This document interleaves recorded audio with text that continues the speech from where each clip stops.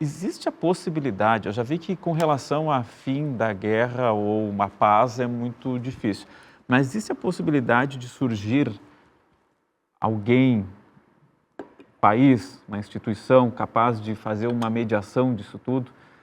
A ONU não parece, né, que tem essa força, ou deveria ser, né?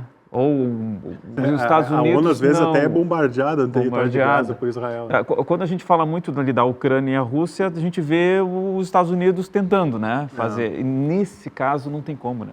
Eu acho que nós estamos vivendo uma carência de lideranças, né, de líderes globais.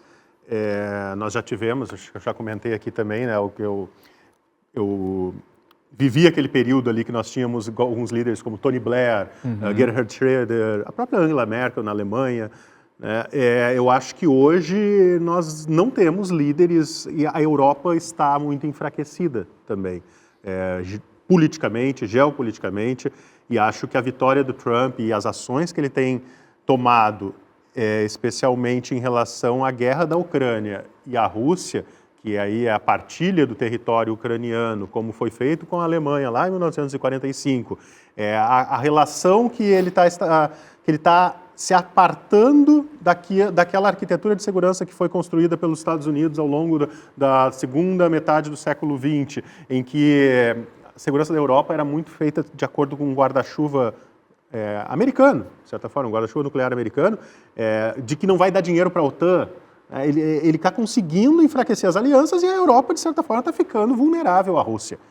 Então, eu acho que a Europa está fraca nesse momento. Eu falo da Europa porque eu apostaria que a Europa seria um mediador, ou a União Europeia, ou um dos integrantes do bloco econômico-político europeu poderia ser um negociador, um mediador da questão do Oriente Médio. Caso, não... E eu não vejo, assim, aí Trump não é negociador, não é, né? porque ele tem um lado ali, né? Ele quer ganhar, ele é um jogador, ele quer ser o Nobel da Paz, né? Nem que a paz dure alguns dias só, mas eu não vejo, né? O Brasil teve em algum momento alguma relevância, foi respeitado pelos dois lados, a diplomacia brasileira é extremamente técnica e profissional, só que o presidente Lula tomou partido, né? Em algum momento ali deixou de ser respeitado como uma das partes, ao tomar partido e ao questionar as ações de Israel, ele perdeu a credibilidade como mediador. Não estou dizendo que ele tomou a decisão certa ou errada, mas ele deixou de ser um mediador neutro.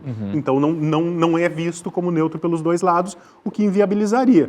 Não sei se a China, quem sabe, a China não quer se envolver politicamente nas questões. Existe chance de algum mediador? Sabe? Pois então, a minha leitura é a seguinte, o mediador, ele é muito menos um bom mediador, porque é um sujeito que consegue conversar com ambas as partes, que consegue ser amigo, mas é muito mais um sujeito que consegue ter influência na disputa. Uma das principais rivalidades do Oriente Médio, pouco mencionada até, não é entre Israel e Palestina, Israel e Irã, mas é entre Irã e Arábia Saudita. Irã e Arábia Saudita são países que disputam a hegemonia e a liderança da população muçulmana no Oriente Médio há muito tempo. E durante alguns anos chegaram, inclusive, a romper relações diplomáticas. Mas essa situação mudou no ano passado, quando houve um acordo mediado pela China para que os dois restabelecessem... A China aí mediando aí, ó. Só que aí tem uma grande questão. Por que a China conseguiu fazer isso? Porque a China é um país fundamental economicamente, tanto para o Irã quanto para a Arábia Saudita. É parte do Belt and Road lá também, né? O Oriente Médio, da hoje em dia, nova rota os da Estados seda. Unidos voltaram a ser grandes produtores de energia. Para quem que a Arábia Saudita vende petróleo? Para a China. Para quem que o Irã vende petróleo? Para a China. Quem é que faz investimento nos dois países?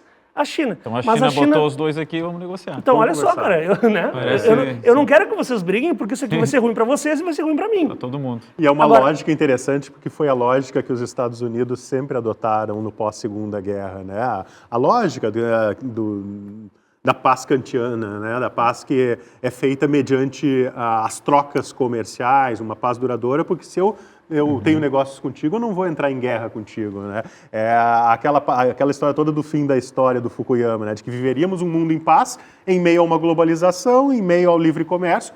E aí é curioso, porque esse era o discurso dos Estados Unidos ao longo desse período, que aí foi indo por água abaixo, graças ao isolacionismo americano, graças à crise econômica de 2008, aos conflitos que ele mesmo criou, e que hoje nós temos um presidente que não apoia que não implementa essa liderança, e que, pelo contrário, é contra a globalização, inclusive, no momento em que ele impõe tarifas comerciais contra os aliados.